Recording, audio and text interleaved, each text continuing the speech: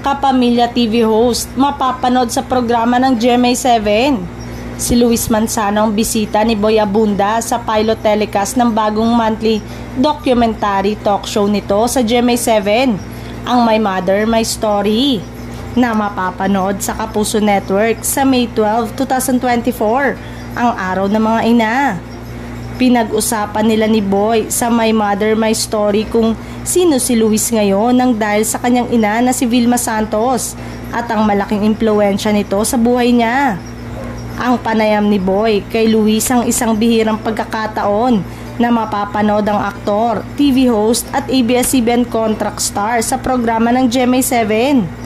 Nangyari ang pag-uusap ng dalawa sa The Farm sa San Benito, Lipa City, Batangas na malapit sa puso ni Luis dahil sa naturang lugar sila unang ikinasar ng kanyang asawang si Jessie Minjola.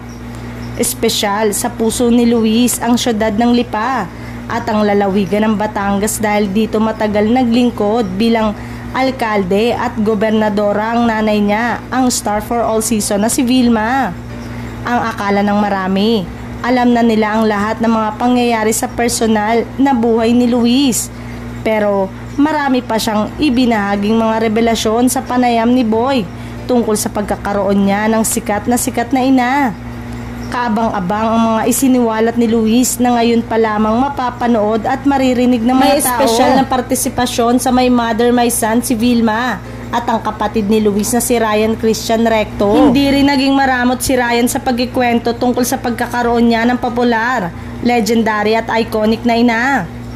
May mga revelasyon din si Vilma tungkol sa kanyang mga anak na magpapatunay na tulad ng mga ordinaryong tao. Dumaraan din sila sa mga pagsubok at problema pero nalalampasan nila dahil sa kanilang malakas na pananalig sa Panginoong Diyos at pagmamahal sa isa't isa.